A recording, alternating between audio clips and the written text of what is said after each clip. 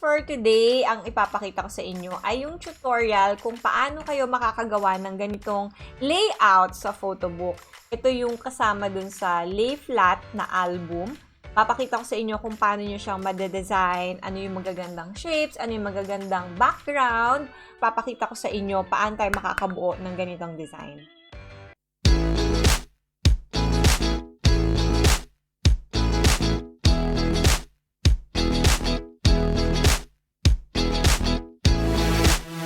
Okay, syempre, our first step, di ba, is to go to the Photobook website. And then, pipiliin natin yung projects that we availed. So, ang pinili natin is the image wrap. And from here, click lang yung get started. So, ideally, kapag ginagawa nyo itong Photobook album na project, dapat na-edit nyo na yung pictures ninyo. For example, yung color, nagkaroon na ng enhancement, and yung ilalagay nyo dito is ready to print na siya. Kasi mas madali kung dito na lang kay Photobook yung layout or yung pagkaka-position ng mga photos. Ayan. So, we will just click here the blank Photobook. Tapos, you have to choose the correct size. Ayan. The large landscape, 14 by 11. Image wrap hardcover premium, lay flat binding, and then start book na. So this is our actual album na project namin from Photobook Philippines. I'm going to show you yung actual na project kung paano ko siyang ginawa, how I came up with this designs and layout. So for the first page, ito yung makikita nyo dito. This is the cover. This one is your cover. Ito yung magiging hardcover ng inyong Photobook. And this one, ito yung likod niya. So, yung layout, it depends on you kung ano yung bagay sa taste mo, kung ano talaga yung gusto. So, for us, I chose to put some words, our names. Ayan, you can add names dito sa side. Ayan, text. And then, photo layout. Gusto mong rectangle, eclipse. Ayan, ayan yung mga pwede mong pagpilian. So, for us, text, ayan, ito yung font ko, Champignon, because I think medyo soft enough siya for a wedding layout. Tapos, naglalagay din ako ng title sa ibaba. Yung title, since for albums kasi yung kasama nito, this one is the wedding ceremony. I have another album, the wedding preparation. Another album is for the prenup, and the other one is for the wedding reception. So, yun yung title niya. So, that's the first page. And then, sa last page, makikita nyo nandyan yung wedding date namin. And this picture, it's like showing na, ayun, we're now officially married. And, ayan, may quotes.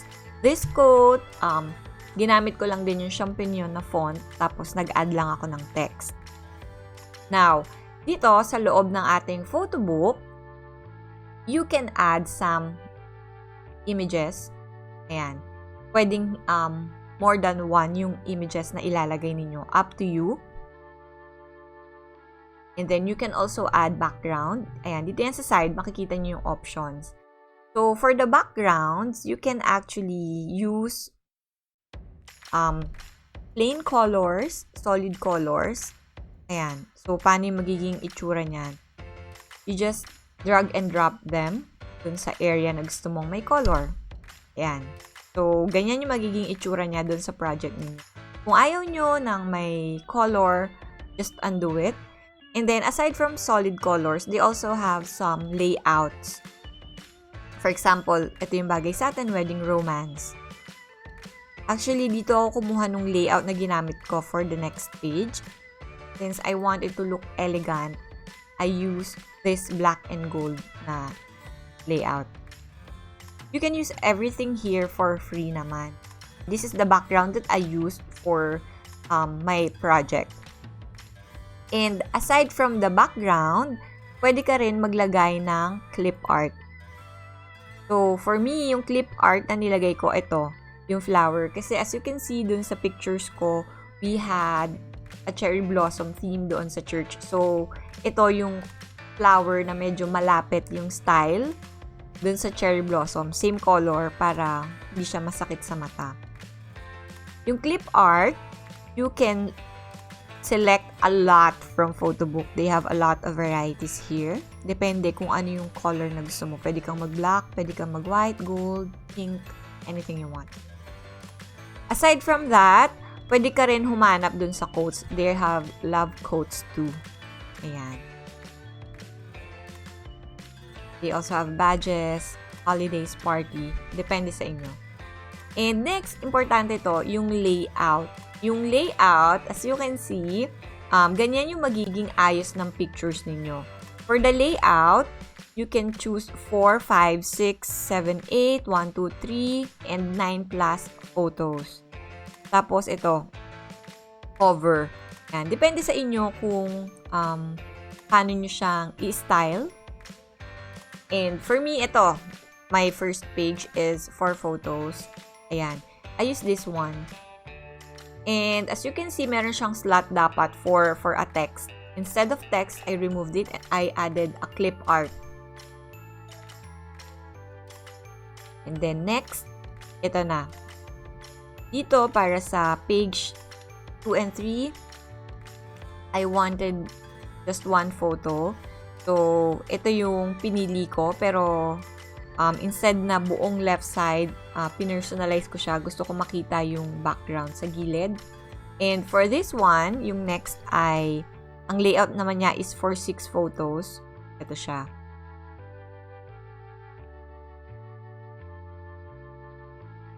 This one. Ayan.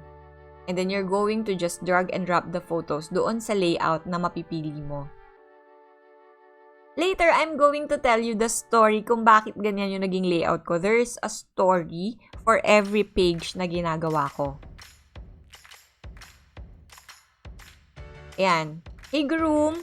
Ito naman, itong next page ay good for 3 photos. Ayan. Punta ka lang dun sa 3 photos. Depende sa'yo kung ano talaga yung number of photos na gusto mo. Wala naman siyang hard rule. Depende kung ano yung magustuhan mo talaga. So, for this one, ito yung pinili kong layout. Ayan. Compare mo siya. Ito yun. Diba? So, ganun lang. Ikaw bahala. Use your creativity, use your imagination kung paano mo gustong makita yung photos ninyo. Kung ano yung story na gusto mong ikwento doon sa moment na yun. And for this one, ayan, gumamit ako dito ng background. I used the black background kasi gusto ko magkaroon sila ng contrast. And I use the gold font color for my champignon na font. And ito yung dalawang hindi ko ginamit. Maybe you're interested. Up to you. The mask. Ito yung iibahin niya yung shape ng photos mo when you add this one. Like for example, i-add mo siya dito. Ayan, gagawin niyang bilog yung picture ninyo. Or gusto mo i-heart siya. Pwede rin. It's completely up to you. Pero for me kasi, I want to keep our wedding album formal. So, hindi ko siya ginamit. Kung ano yung shape, square, rectangle, yun yung gusto ko. So, i-undo mo lang siya para ibalik mo dun sa ginagawa mo. And, aside from that, pwede ka ring maglagay ng frame. Ang frame naman, ganito siya. Ayan, magiging ganyan yung picture kapag ginamit mo siya. And again, I want to keep the appearance uniform or formal. Kaya hindi ko rin siya nilagyan ng any frame or any mask. So, this one, ito, kinostomize ko siya. Kasi yung 9 plus photos, ito lang yung available. So, ang ginawa ko, nag-add lang ako ng 2 size para magkasya lahat ng entourage sa isang page. Iba-iba siya, hindi lang laging ganito yung background. You can see, diba, sa kabila, I use white and black para may contrast. Dito, full page, meron siyang background. For this one, yung next page, I used black and white photo. Yung black and white photo, I uploaded them as black and white na. Kasi sa isip ko, gusto ko talaga merong page na black and white. And itong Mr. and Mrs., galing lang din siya sa clip art. Ayan, dito on top, makikita nyo yung used in the project. There's a gold na Mr. and Mrs. And I think magandang contrast yun sa black. Kaya nilagay ko siya. And ito, yung first kiss, this is just, I added a text. Tapos, nirotate ko lang siya ng kaunti. Para slanted siya. For the next page, again, I plan to have a black and white photo. Tapos, ayan, ito, galing din yan sa 4 photos na layout. And, ito, ayan, 4 photos, same layout, yung magkaibang page. And this one is our centerfold. Yung centerfold, pwede mo naman siyang makita dito sa ibaba. There is a content spread landscape, content spread portrait, or content spread square. Again, you can find this on layout. So, akin, ang ginawa ko dito, as you can see, is the groom. Ayan. Gusto ko kapag ka nag-fold yan, hindi siya tatamaan ng line. Kaya, ito yung picture. You can move the picture using this. Ayan, diba? And ito, yung hati sa gitna, ayan, makikita nyo, diba? O, gusto mo ba may hati? Wala siya dun sa hati. And yung picture, pwede mo siyang i-zoom. Just click this one. Zoom in or zoom out. Ayan, ganun lang siya kadali. What if gusto mong pagpalitin yung photos? Pwede rin yun. Click mo lang itong icon na to. Swap photo. Then, click mo kung saan mo siya gustong iswap. That's it. You can swap the photos. So, for this one, this is a content landscape. Ayan. Ito yung ginamit ko. Ayan. Magiging ganyan yung itsura niya dun sa layout ng inyong album. If you also want to have a centerfold. Pwedeng isang malaking centerfold lang siya. Ganyan. Pwedeng ganito. It's completely up to you. And then, for our next page, ayan, ito, bigger photos kasi we want to showcase our wedding photos. So, ayan, as you can see, I'm just playing around with the background, with different shapes, with different layout. Ayan. For me, ayoko ng lahat ng page ay punong-puno ng picture. I want some spaces para hindi siya mukhang crowded for me. So, yun yung gusto ko for my album.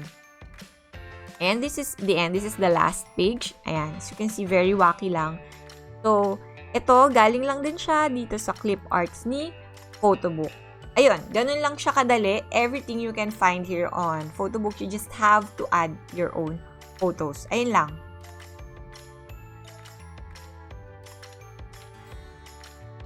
Our first page, this is where you can feel the church, kung ano yung ambience, cherry blossoms, and ito yung flower na nilagay natin from Photobook.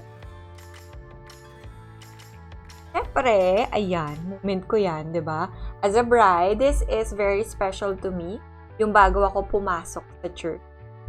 And next one, ito, another moment, pinaiyak natin si groom habang naglalakad ako sa aisle. And on the other side, this is very symbolic for me because this is where we receive the blessings from our family and parents. And ito yung nakita nyo kanina, yan, yung mga abay namin, the maid of honor, the best man, the flower girls, the ring bearers, yung mga pares-pares na abay. And dito gusto ko sa other side, makita nyo naman yung mga guests namin. The people who celebrated with us. And sa next page, syempre, yung ating ceremony kung saan kami ay naging mag-asawa na. Ayan, ito yung gold na nilagay ko, the Mr. and Mrs. It's so nice. So, ang ganda ng gold sa black.